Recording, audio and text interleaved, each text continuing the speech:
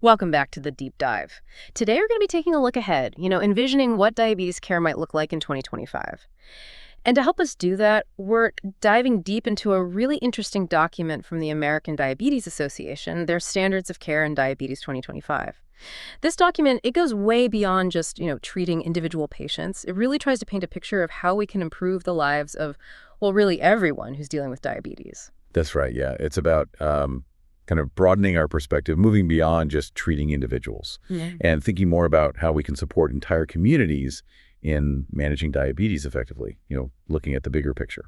So when we talk about population health, what exactly does that mean, in practical terms? Well, you can think of it as uh, trying to understand the health of a whole group, not just one person at a time. Hmm. So we're looking at like how many people are developing diabetes, what are the challenges they're facing, and what strategies are actually working well. And then, using all that information to create better approaches for prevention, care, and support. Kind of a more comprehensive approach. So it's like zooming out and seeing the whole landscape of diabetes care instead of just focusing on one individual tree at a time. Exactly. Yeah, that's a great way to put it. And, within that big picture, the ADA really emphasizes what they call person-centered care. Hmm. This means recognizing that each person with diabetes has their own unique needs, preferences, and even cultural beliefs. That should be factored in when making decisions about their health. Right, that makes sense. It's, acknowledging that a one-size-fits-all approach just isn't going to work for everyone, right? But what about those factors that are, well, kind of outside of a person's control? Things like where they live or their financial situation. How do those fit into the picture? Yeah, that's a really important point. You're talking about the social determinants of health, or SDOH for short.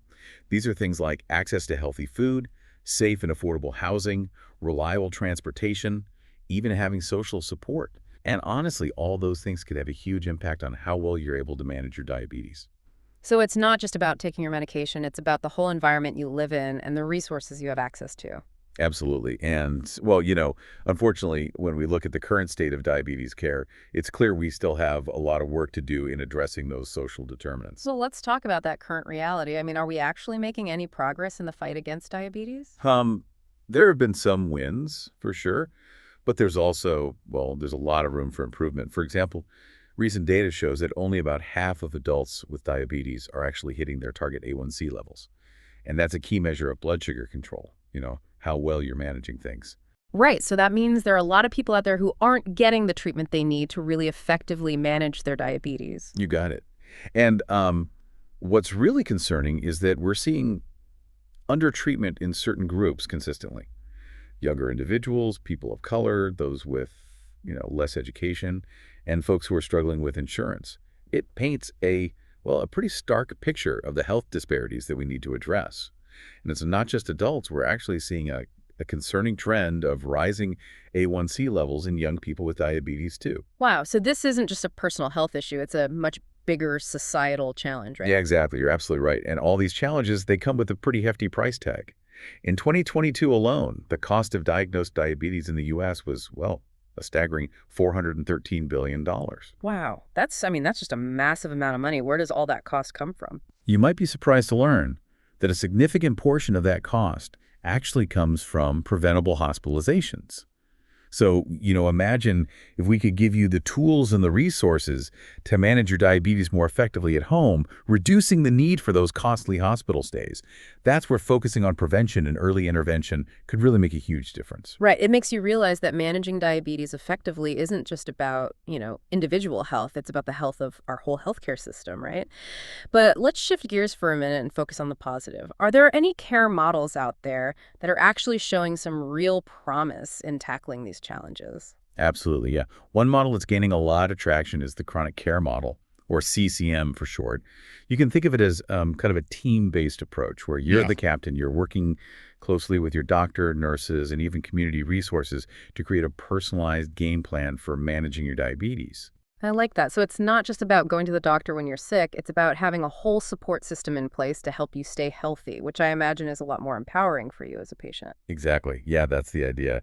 And studies have actually shown that when you combine, several elements of this model, like regular checkups, medication management, and support for making those lifestyle changes, you see some pretty impressive improvements in A1C levels and just overall well-being. That's encouraging to hear. It sounds like the CCM is really putting a lot of emphasis on proactively managing diabetes instead of just, reacting to problems when they pop up. But are there other care models out there that are making a difference? There are, yeah. You've got things like patient-centered medical homes, which focus on coordinating all aspects of your care in one central location. And then you've got accountable care organizations, which are groups of doctors and hospitals that work together to provide high-quality care while also, trying to keep costs down. Right. And I've also heard a lot about telehealth kind of changing the game when it comes to managing chronic conditions. How is telehealth being used in diabetes management? Well, telehealth is basically all about using technology to connect you with healthcare providers remotely. So, think video calls with your doctor, remote monitoring of your blood sugar, even apps that send you reminders to take your medication. So it's about making it easier and more convenient for you to access the care and support you need no matter where you live or what your schedule looks like, which I imagine is especially helpful for people in rural areas who might not have easy access to specialists. Exactly, yeah. Uh, It's all about trying to break down those barriers to care. But it's really important to remember that telehealth is meant to work alongside in-person visits, not replace them entirely. There are still times when you need to see your doctor face to face. Right, that makes sense. It's about using technology strategically to enhance your care, not to completely replace that human touch. But I'm curious, are there certain telehealth strategies that seem to be particularly effective for managing diabetes? There are, yeah. The studies have shown that those interactive telehealth approaches, like using web portals or text messaging, can really boost patient engagement and, well, that's a big part of the battle. So it's about keeping you motivated and involved in your own care, which, ultimately leads to better outcomes, I imagine. It's like it makes you feel like an active participant in your own health journey, not just a passive recipient of care. Precisely, yeah, that's the goal. But even with all these innovative care models and, these technological advancements, we can't ignore the bigger picture here. We need to address the systemic issues that are preventing people from accessing quality diabetes care in the first place. Right, so let's talk about those systemic changes for a minute. What needs to happen at a broader level to really make a dent in this epidemic? Well, one key area is making sure that care is actually aligning with the latest evidence-based guidelines. We need to, kind of move away from those outdated practices and embrace approaches that have been proven to work through rigorous research. Makes sense. So it's about making sure that everyone involved in your care, from your doctor to the nurses to the pharmacists, is on the same page and using the most up-to-date information to guide your treatment, right? Exactly. And we also need to empower healthcare teams to work together more effectively. It's not just about your doctor anymore. It's about nurses, pharmacists, dietitians, mental health professionals, even community health workers, all coming together to provide a truly comprehensive approach to your care. So it sounds like you're describing a much more, well, holistic and integrated approach to diabetes management. That's the goal, yeah. And we also need to get better at tracking whether you're actually taking your medications as prescribed. It's not about being judgmental. It's about understanding the barriers you might be facing and finding solutions together. Right. That seems like a simple thing, but I bet it's often overlooked in the hustle and bustle of a busy medical practice. You'd be surprised how often it's not addressed, yeah. And, let's face it, managing diabetes can get expensive, especially when you start talking about medication. Right. That's a huge issue, especially when it comes to the rising cost of insulin. You're absolutely right. The price of insulin it's skyrocketed in recent years. And it's honestly forcing some people to make impossible choices between their health and their financial well-being. Some are even rationing their insulin, which can have, dangerous consequences. That's heartbreaking to hear. What can be done to make insulin more affordable for everyone who needs it? Well, the American Diabetes Association has been advocating for some important changes, like, for instance, making sure that insurance plans offer insulin at the lowest possible price and, working with drug manufacturers to encourage them to lower their list prices. So have there been any recent steps taken to address the cost of insulin? There have been some positive developments, yeah. Like, for example, the CMS Part D senior savings model, which helps lower insulin costs for seniors on Medicare. And some states have implemented, insulin copay caps to limit the amount you have to pay out of pocket. That's a step in the right direction, but it sounds like there's still a long way to go. You're right, yeah. While these initiatives, they offer some relief, we still have a long way to go. The cost of insulin delivery systems and glucose monitoring devices remains a major hurdle for many. It's crucial that healthcare providers actually screen everyone with diabetes for financial hardship and help them find ways to access affordable medication and supplies. We can't just assume that everyone can afford the treatment they need? Right, it's about recognizing those real-world challenges. So it sounds like we're talking about a multifaceted approach here, one that involves improving care models, embracing technology, and really tackling those systemic barriers like medication costs and access to care. It sounds like a complex puzzle with, well, a lot of different pieces. It is, yeah. And we've only just scratched the surface here. We still need to delve into, you know, empowering you to take charge of your own health, expanding the use of telehealth, addressing the emotional challenges of living with diabetes, tapping into community resources, and promoting healthy lifestyles. I mean, there's so much to cover. Wow, I know we've covered a lot of ground already. We have, yeah. And, to help healthcare professionals navigate all of this, the National Diabetes Education Program actually offers a wealth of online resources and practical guidance on, how to actually implement these changes effectively. Hmm. They've even got toolkits specifically designed to help improve care systems. That sounds like an incredible resource. Where can our listeners find this information? They can access these resources on the CDC website at cdc.diabetesphptoolkitsindex.html. It's a treasure trove of valuable information for really anyone involved in diabetes care. Fantastic. We'll be sure to include that link in the show notes for everyone. So let's shift gears for a minute and focus on another really crucial aspect of diabetes care: access. We briefly touched on the positive impact of the Affordable Care Act and Medicaid expansion, but it seems like there are still, significant challenges when it comes to accessing the care you need. Yes, definitely. Huh. Despite these advancements, a lot of people still struggle to get the care they need when they need it. So what are some of the biggest hurdles that people are facing? Well, one major obstacle is the rise of these high-deductible health plans. These plans often come with, high out-of-pocket costs that can be a significant burden for people with chronic illnesses like diabetes. So even if you have insurance, you might still struggle to afford the care you need because of those high deductibles and copayments. Exactly. Yeah. And another challenge is finding qualified specialists. It can be really difficult to get an appointment with an endocrinologist, especially in rural areas where there might be fewer specialists available. So where you live geographically can actually be a major factor in determining whether you have access to the specialized care you need. It is, yeah.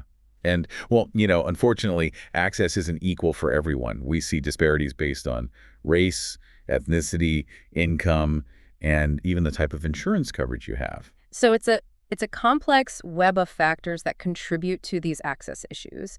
What needs to happen to really level the playing field and ensure that everyone has equitable access to both primary and specialty care? Well, we need to address these disparities head on.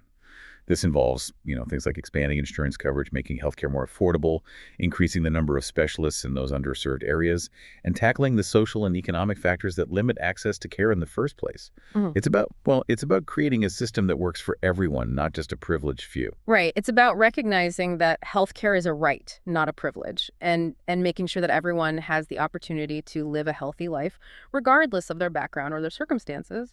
Precisely. And that brings us to another crucial aspect of improving diabetes care: quality improvement. We've touched on this briefly, but let's dive a little deeper. What exactly is quality improvement, or QI, and why is it so important in diabetes management? Well, QI is all about constantly evaluating what's working and what's not in diabetes care and, making adjustments along the way to ensure you're receiving the best possible care. So it's about, kind of holding the healthcare system accountable and making sure that care is always evolving to meet the needs of patients. Exactly. And a recent Cochrane review actually concluded that these quality improvement initiatives can lead to significant improvements in outcomes for people with diabetes. It's about making sure we're not just delivering care, but delivering the best possible care. Right, that makes sense. So I imagine there are specific goals that guide these quality improvement efforts. Absolutely. The Agency for Healthcare Research and Quality, or AHRQ, has developed what's called the National Quality Strategy. It's all about, improving the health of the population as a whole, making sure your healthcare experience is positive and personalized, and doing all of this while keeping costs under control. Those sound like, ambitious but incredibly important goals. Are there any real-world examples that kind of demonstrate the impact of these QI initiatives? Yeah, we're actually seeing some really positive changes. For instance, we're seeing more people using those beneficial technologies like insulin pumps and continuous glucose monitors. And that means, better blood sugar control and a reduced risk of complications for you. We're also seeing an increase in psychosocial care, recognizing that living with diabetes isn't just about managing your physical health, but also your emotional well-being. That's great to hear. It's reassuring to know that these initiatives are actually, translating into tangible improvements in people's lives. They are, yeah. And to make these initiatives even more successful, we need to fully utilize tools like patient registries and electronic health records. How do those tools play a role in improving care? Would they allow us to gather and analyze data on a large scale so we can see what's working, what's not, and track your progress over time? This helps us identify, areas for improvement and measure the effectiveness of our efforts. It's all about using data to drive positive change and make sure we're moving in the right direction. That makes a lot of sense. It's like having a detailed roadmap to guide us towards better diabetes care. That's a great analogy, yeah. And remember, quality improvement is a journey, not a destination. We need to be constantly learning, adapting, and striving to do better for every person living with diabetes. That's a powerful message. But even with the best care models and the most effective quality improvement initiatives, we can't ignore the fact that, well, diabetes doesn't affect everyone equally. You're absolutely right. We need to address those social and economic factors Mm. that contribute to health disparities. These are the factors that can make it much harder for some people to manage their diabetes effectively, even if they have access to the best medical care. Right, and we talked about the social determinants of health earlier. Can you give us some specific examples of how those factors can actually impact diabetes management? Absolutely, yeah. Let's start with food insecurity, which basically means not having consistent access to enough nutritious food. If you're struggling to put food on the table, it's going to be incredibly challenging to follow a healthy eating plan and manage your blood sugar levels. Right. I imagine it's hard to prioritize healthy eating when you're worried about where your next meal is coming from. Exactly. And it's not just about having enough food, it's about having access to the right kinds of food. People experiencing food insecurity they're more likely to rely on cheaper processed foods that are often high in carbohydrates and unhealthy fats. And those foods can make it much harder to manage your blood sugar levels. Mm. And they can contribute to, a whole host of other health problems as well. They can, yeah. And to make matters worse, food insecurity is often linked to higher levels of stress, anxiety, and depression, which can further complicate diabetes management. It's kind of a vicious cycle. Right. So we're talking about a situation where social and economic challenges can negatively impact both, your physical and mental health. Exactly. Yeah. And those negative impacts can be amplified by another social determinant, housing insecurity. How does unstable housing make it harder to manage diabetes? Well, imagine trying to manage a complex condition like diabetes when you don't have a safe, stable place to live. It's it's incredibly challenging. People experiencing housing insecurity might lack access to, proper food storage for insulin. They might have difficulty keeping appointments, and they face higher levels of stress, all of which can make it much harder to manage their diabetes. So it's not just about having a roof over your head, it's about having a place where you can, really feel secure and focus on taking care of your health. Exactly. And, these challenges can be even more pronounced for refugees and migrant workers. What are some of the specific barriers that they often face? Well, they often encounter language barriers, cultural differences, and, a lack of familiarity with the healthcare system. They might also face discrimination or, even a fear of deportation, which can prevent them from seeking the care they need. Right, and moving from place to place can disrupt care and make it difficult to build that trust with healthcare providers. You're absolutely right. It's a constant struggle to maintain that continuity of care when you're on the move. And we can't forget about language barriers. How do those impact diabetes care? Oh, language barriers can be a major obstacle. Yeah, it can make it incredibly difficult for you to, understand your diagnosis, your treatment plan, Yeah. your self-care instructions, and it can also make it hard for your healthcare provider to really communicate effectively with you. So it's kind of a two-way street where both the patient and the provider can feel frustrated and unheard. Precisely. And it's not just about speaking different languages. It's about cultural sensitivity and understanding. Healthcare providers need to be aware of the cultural beliefs and practices that might, influence your approach to healthcare. Right. It's about more than just translating words. It's about bridging those cultural divides and building trust. Exactly. Another important factor to consider is health literacy, which is, basically your ability to understand and use health information to make those informed decisions. And I imagine that's particularly important when it comes to managing a complex condition like diabetes. Absolutely. If you have limited health literacy, you might struggle to, understand your medication instructions, interpret your blood sugar readings, or follow a healthy eating plan. I mean, it can be incredibly overwhelming. So it's not just about providing information, it's about making sure that the information is presented in a way that's easy for you to understand, regardless of your education level or background. Right. And along with health literacy, we also need to consider health numeracy, which is your ability to, you know, understand and work with numbers related to your health. So this would include things like calculating your insulin dosages or, understanding the numbers on a food label. Exactly. If you struggle with health numeracy, it can be very challenging to make informed decisions about your diabetes management. It's like trying to solve a math problem without knowing the formulas.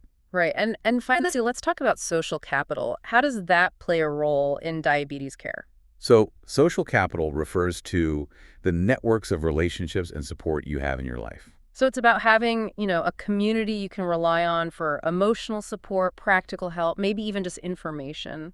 Exactly. And studies have actually shown that people with strong social capital tend to have better health outcomes.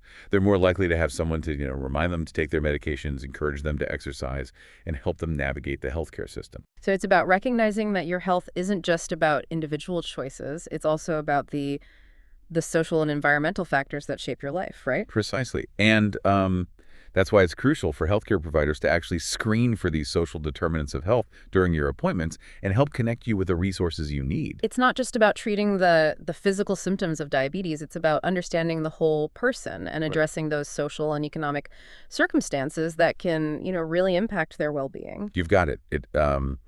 It requires a collective effort from healthcare providers, policymakers, community organizations, and individuals themselves to create a system that truly supports people with diabetes at every level. So it sounds like we need to fundamentally rethink our approach to diabetes care and, really move towards a more holistic and equitable system that addresses both the medical and the social aspects of this really complex condition. Yeah, you hit the nail on the head. We need a system that recognizes that health is influenced by so many factors, beyond just biology. It's about empowering individuals and communities to thrive, Yeah. despite the challenges of diabetes.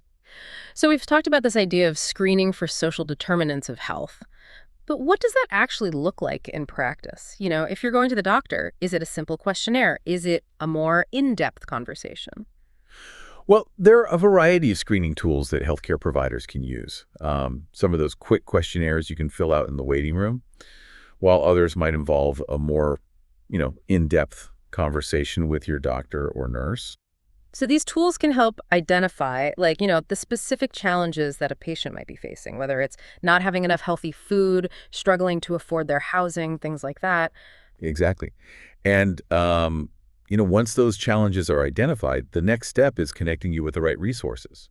This might involve referrals to social workers, community health centers, food banks, even transportation assistance programs. It's all about, creating a safety net to help you overcome those barriers and focus on managing your diabetes effectively. Right.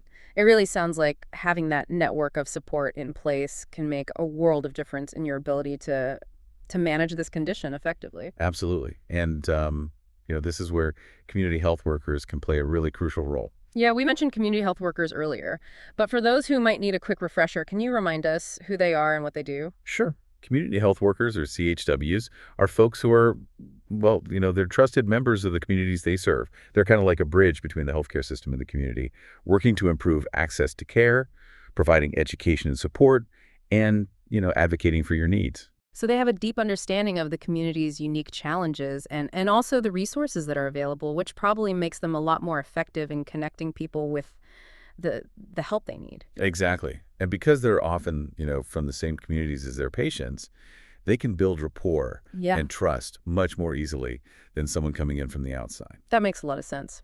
So how do these community health workers specifically get involved in diabetes care?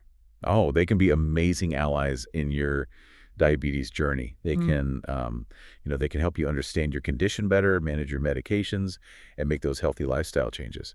They can also connect you with resources in the community like, transportation assistance or healthy food programs. Mm. Think of them as your kind of your personal cheerleader and guide, helping you navigate the complexities of diabetes care. Right, almost like an extension of the healthcare team, providing that support and guidance beyond just, the doctor's office. Exactly. And, studies show that they can have a significant positive impact on health outcomes, especially in those underserved communities. That's incredible. So we're talking about a pretty comprehensive strategy here, one that involves screening for these social determinants of health, connecting you with the right resources, and really utilizing the expertise of these community health workers. But what about actually tailoring treatment plans to, the specific social context of individual patients? How does that work? Yeah, that's a crucial aspect of providing truly person-centered care. Let's dig a little deeper into those social determinants and explore how we can create treatment plans that are sensitive to your individual needs and circumstances. Okay, great. So let's start with refugee and migrant status. We talked about some of the general barriers that this population often faces, but how can we actually tailor diabetes care to their unique needs? Well, it's about recognizing that culture plays a huge role in how you approach healthcare. We need to be aware of your cultural beliefs and practices and incorporate those into your care plan whenever possible. Can you give me a concrete example of how that might work? Sure. Let's say you come from a culture that has different beliefs about the causes of diabetes or maybe the effectiveness of certain treatments. It's really important for your healthcare provider to understand those beliefs and approach your care with respect and sensitivity. So it's about finding that middle ground where your cultural beliefs are respected, but you're also ensuring that you're receiving, evidence-based care that's aligned with your health goals. Exactly. And, we also need to be mindful of the practical challenges you might be facing, like language barriers, transportation issues, or even, a fear of seeking care due to your immigration status. So tailoring care might involve, providing educational materials in your native language, connecting you with transportation assistance, or maybe even helping you find healthcare providers who are, culturally sensitive and understand your unique needs. Exactly. It's about, making sure that you feel comfortable, safe, and supported in accessing care. And it's also important to recognize that you might have experienced trauma in your life, and that can have a big impact on your mental health and your ability to manage your diabetes. Right. So healthcare providers need to be trained in trauma-informed care, which means understanding how those past experiences can affect your current well-being and approaching your care with sensitivity and compassion. You got it. It's about creating a safe and supportive environment where you feel comfortable sharing your experiences and getting the help you need. Now let's circle back to language barriers for a minute. We talked about the importance of, having professional interpreters available. But are there other strategies for bridging those communication gaps in diabetes care? Absolutely.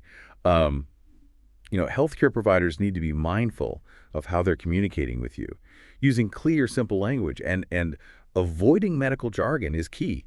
Imagine trying to understand all these complex medical terms when you're already feeling overwhelmed by a new diagnosis. It can be incredibly frustrating. So it's about speaking to you in a way that's easy to understand, even if English isn't your first language. Exactly. And, visual aids can be incredibly helpful too. Think, pictures, diagrams, or even videos that demonstrate those key concepts. They can really break down complex information and make it much easier to grasp. Right. It's kind of like showing instead of just telling, which can be a lot more effective for some learners. Exactly. And, along with language barriers, we also need to think about health literacy and numeracy, which we talked about earlier. These are essential skills for managing your diabetes effectively. So how can healthcare providers actually tailor their approach to meet your specific health literacy and numeracy needs? Well, it starts with assessment. There are screening tools that can help healthcare providers gauge your understanding of health information and your ability to work with numbers. So it's about meeting you where you are rather than making assumptions about, what you know or don't know. Exactly. And once those needs are identified, your healthcare provider can adjust their communication style accordingly. Mm. For example, if you have, limited health literacy, they might use simpler language, provide written materials at a lower reading level, or just spend more time explaining those key concepts. And if you're struggling with health numeracy, they might use those visual aids to illustrate numbers, or maybe even work with you to develop strategies for calculating your insulin dosages or understanding food labels. Precisely. It's about empowering you to take control of your health by making sure you have the knowledge and the skills you need to make those informed decisions. Right. It's about recognizing that everyone learns differently and providing support that's tailored to your individual needs. Exactly. And finally, let's touch on social capital again. Yeah, what can healthcare providers do to address a lack of social capital in their patients? Well, we need to think outside the box a little bit and, connect you with resources that can provide that much needed social interaction and emotional support. This could involve, connecting you with support groups or community organizations where you can connect with others who understand what you're going through. So it's about helping you build those connections and create a network of support that can make managing your diabetes feel less overwhelming. Exactly. And we should also encourage you to involve your loved ones in your care as well. Having that support network of family and friends can make a huge difference. It's all about recognizing that diabetes management isn't a solo mission. It's a team effort. It sounds like we're moving towards a model of diabetes care that's much more holistic, and recognizes that your well-being is influenced by, well, by a complex interplay of factors, not just your physical health. That's exactly right. Hmm. We need to kind of shift away from simply treating the disease and move towards empowering you to live a full and meaningful life despite the challenges of diabetes. This has been, incredibly insightful. So, as we start to wrap up our deep dive into diabetes care in 2025, what are the most important things for our listeners to remember? What should they kind of keep in mind as they navigate this evolving landscape of diabetes management? Well, the key takeaway here is that effective diabetes care requires a comprehensive approach, one that goes beyond just managing your blood sugar levels. We need to address those social determinants of health that can create so many barriers to care and contribute to those health disparities. So it's about recognizing that health is a multifaceted concept and addressing the whole person, not just their disease. Precisely. And just as important, we need to embrace collaboration. Healthcare professionals, policymakers, community partners, and individuals with diabetes, they all have a role to play in creating a more equitable and supportive environment for diabetes care. So it's about working together to build a system that truly supports everyone living with diabetes, no matter their background or circumstances. Exactly. And as we move towards the future, I want to leave you with one final thought-provoking question.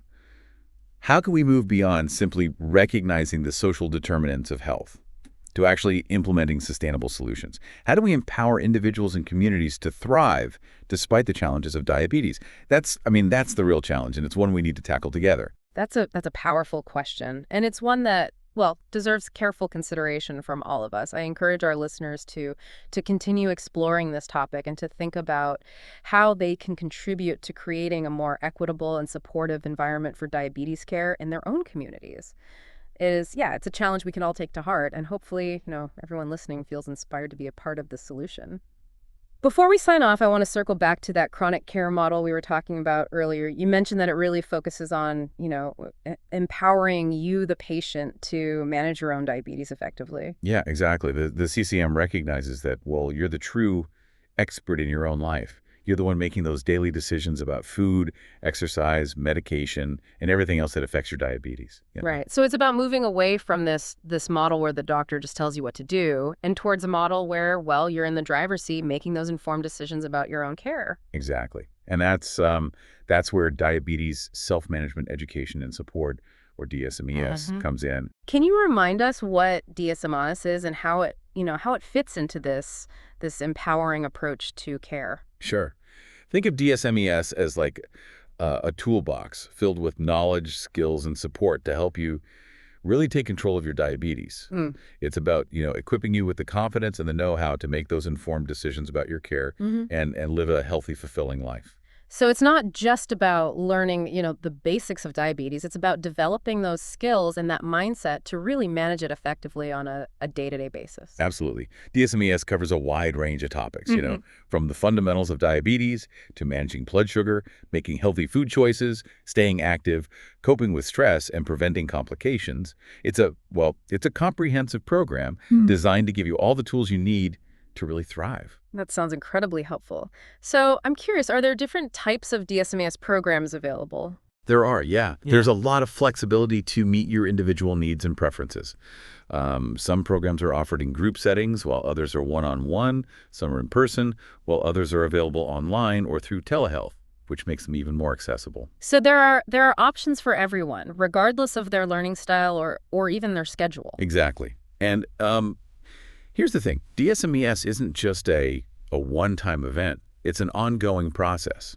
Right. So you can participate in DSMES at different points in your diabetes journey, whether you're newly diagnosed or you've been managing it for years. Exactly.